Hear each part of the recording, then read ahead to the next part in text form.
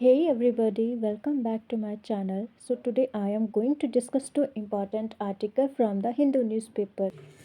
First point, the Public Account Committee questioned the government over slow implementation of the Sankalp scheme, highlighting delays and lack of proper monitoring. तो Public Account Committee ने question किया है government के ऊपर over slow implementation of Sankalp scheme, जो highlight करता है delays and lack of proper monitoring.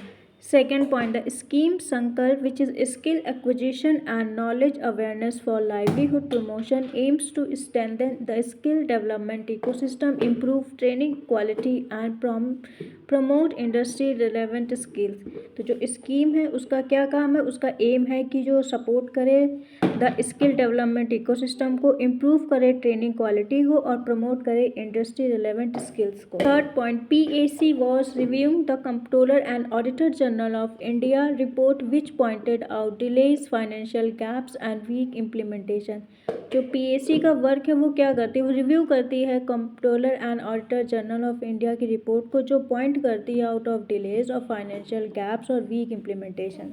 Point, the committee is chaired by K.C. Venugopal, who raised concerns about the absence of a strong central monitoring mechanism. Committee है वो उसको chair कर रहे हैं, जो चेयर किया था KC वेणुगोपाल जी ने. उन्होंने क्वेश्चंस रेज किए हैं about the absence of a strong central monitoring mechanism. मतलब अभी तक ये कमेटी नहीं बनाई गई है, तो उसी के लिए उन्होंने एक स्ट्रॉन्ग सेंट्रल मॉनिटरिंग मैकेनिज्म है उसके ऊपर एक कंसर्न्स रेज किया है. 5 point, only about 44% of the funds released under the scheme were utilized for a long period, showing poor financial progress and slow execution by implementing agencies. तो जो about 44% of जो fund जो release हुआ था under the scheme, उसको केवल 44% ही उसको utilise किया गया ओवर लॉन्ग पीरियड, जिससे ये शो हो रहा है कि जो फाइनेंशियल प्रोग्रेस है वो स्लो है और एग्जीक्यूशन बाय इम्प्लीमेंटिंग एजेंसीज उसको स्लो कर रही हैं. 6 point, Sankalp was launch in 2018 and supported by the World Bank loan, aiming to improve short term skill training, institutional capacity and inclusion of marginalised communities.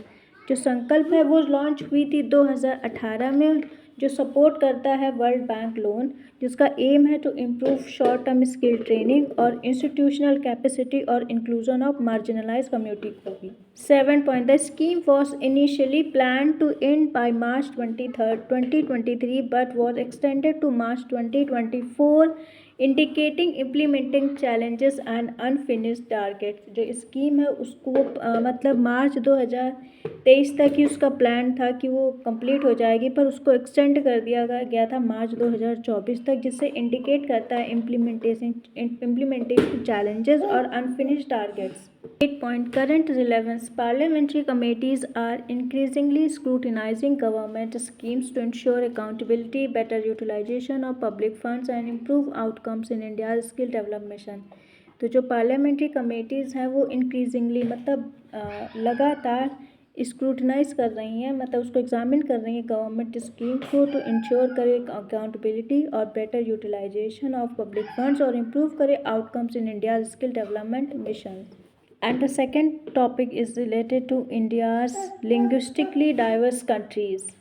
So first point is, India is one of the most linguistically diverse countries with 1300 plus mother tongues and 121 plus recognized languages according to Census 2011, making language policy crucial for inclusive education and governance.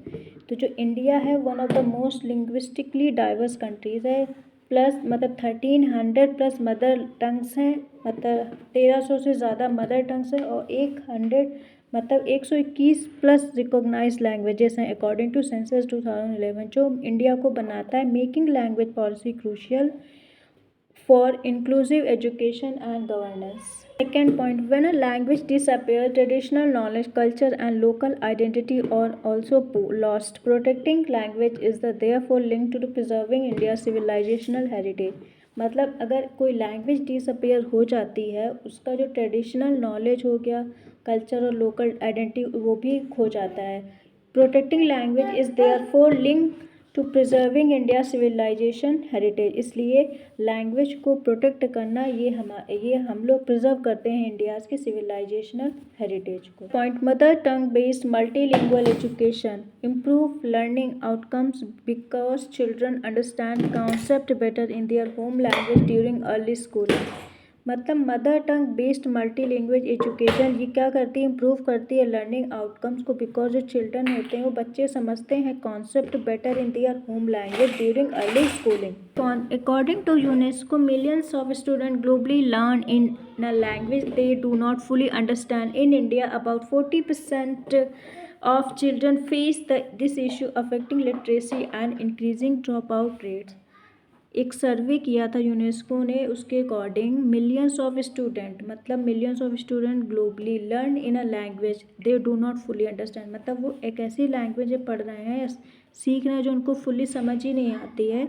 In India 40% of children face this issue, मतलब India में 40% of children ये issue face कर रहे हैं जो affect कर रहा है literacy and increasing drop outs rates.